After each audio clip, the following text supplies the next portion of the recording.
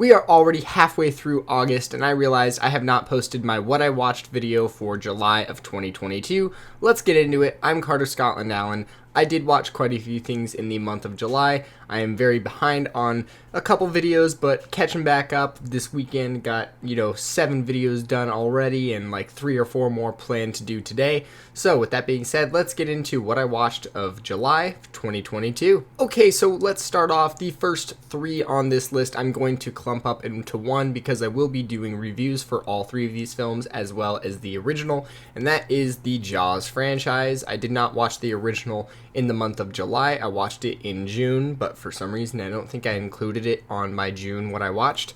But then I watched Jaws 2, Jaws 3D, and then Jaws the Revenge. All of these films do not compare to the original film.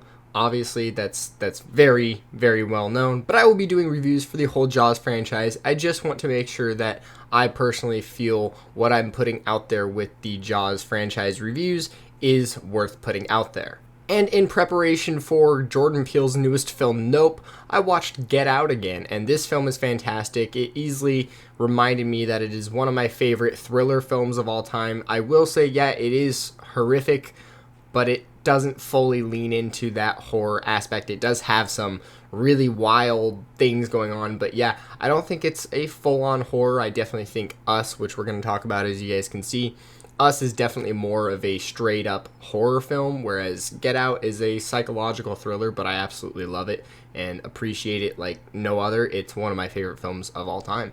And then next up, I watched Spree, which I actually just realized I need to finish the last 20 minutes of this film. I really enjoyed Spree, and I really liked Joe Keery. This is just one of those films that I was tired when I was watching, so I turned it off, and then I just moved on with my week, and I kind of just forgot about it. It's one of those films that I will admit I'm not in love with it, but it is an extremely fun watch, and I don't think it would have worked without Joe Keery as that main lead, because you do have, that already intriguing interest in the film because of him being from Stranger Things. And then going back to Jordan Peele, I watched Us leading up to Nope once again. And Us, again, is a straight-up horror film compared to Get Out. It is definitely not scary to me by any means, but I do have a fun time with this film. After seeing it 3 or 4 times, though, I will say it has gotten a little dull for the overall viewing experience. Next up, I think this might be the worst film of the year, but I still enjoyed it, and that is The Princess on Hulu. I actually like Joey King. I thought this film was fun. It has some kills that are actually really entertaining to watch.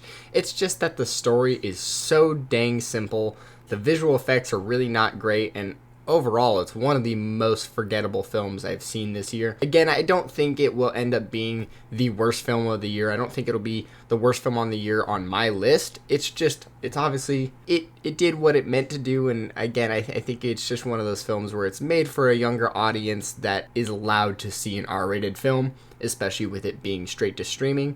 You can just have, some teenagers throw this on and have some fun. I think it's a fun watch, but I definitely don't need to see it again. Next up, we watched Thor: Love and Thunder in a movie theater where you could have burgers, fries, things like that while watching the film. So I will have to say I had fun because of that experience, but overall, this movie's not good. If you guys want to see my full thoughts for this film, I do have a ranking of all 7 Taika Waititi films ranked from my least favorite to my most favorite, and I'll just say right now, this is at the bottom of that list. So if you guys want to figure out what I think about this film, just go watch the first minute and a half of that video. I'm not a fan of Thor: Love and Thunder. It might very well be my least favorite Marvel film ever released. Next up, we watched The Breakfast Club. This is, of course, a fun 80s watch. I don't remember the dialogue being as grotesque as it was. It's not even really that bad. There's just a couple lines where you're like, whoa, I don't remember that being in here. I thought it was more of a family style film, which it is.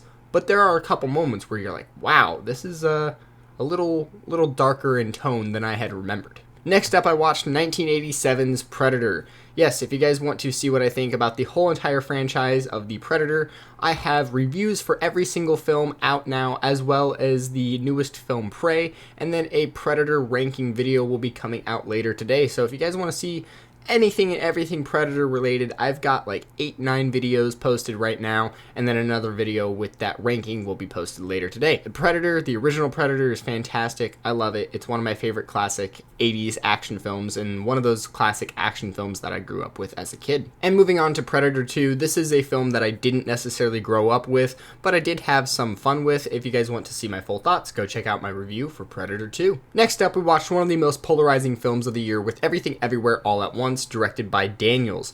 I have no idea how Daniels come up with these insane ideas. The visuals for this film is one reason why I wish I had seen this film in theaters. It is just crazy beyond your wildest imaginations. It's such a fun watch, and after seeing Swiss Army Man, I knew I was going to get something weird from this film, but I was not expecting this weird of a film and this fun, this entertaining of a film. So we actually own this film. I do, again, wish I had seen it in theaters. Next up, I watched 1998's Urban Legend.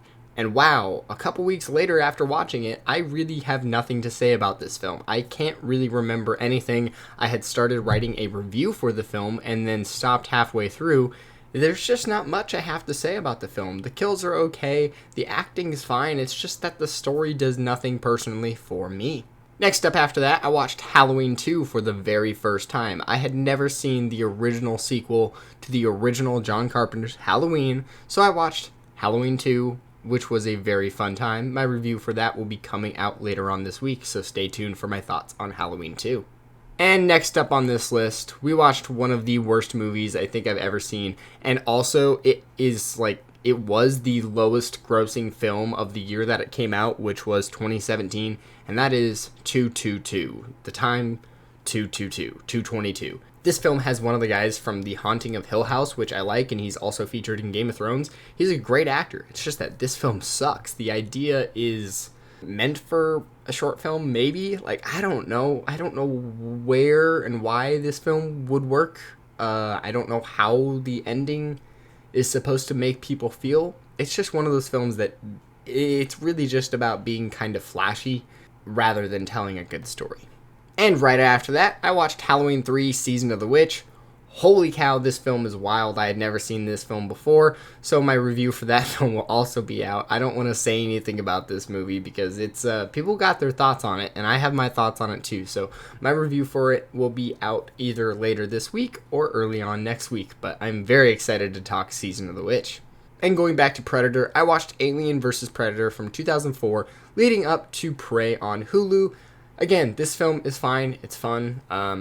That's all I'm really going to say about it in this video. If you want to know my full thoughts, go check out my review of the film. It's out. I have a full Predator playlist created on my page.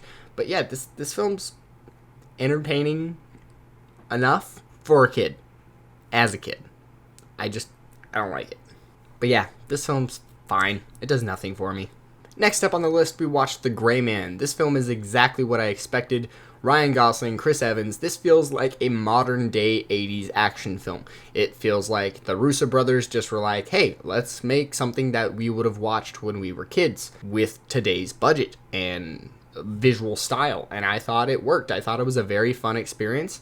I think if anything, some of the drone shots were a little jarring and annoying, but Chris Evans plays a great villain. He reminded me of what Jean-Claude Van Damme kind of could have been. I don't know, he fits that 80s cheesy action villain. I don't know, it just worked for me, and I had a really fun time. I do think it could have been rated R, and some of these subplots could have been cut out, but overall, it was a fun watch. Now this one is a very controversial one for me to start talking about, and that is Elvis.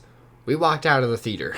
We only watched the first hour and 15 minutes of this film, and we both were like, wow, what is going on? I was annoyed of Tom Hanks. My girlfriend had a massive headache just from the constant pacing with the film. It's just non-stop rolling and rolling and rolling and rolling and rolling, and I get it, that's what they were going for, but it did not work for me. It just was too much flash when they could have just focused on Elvis, and Austin Butler was fantastic in the role.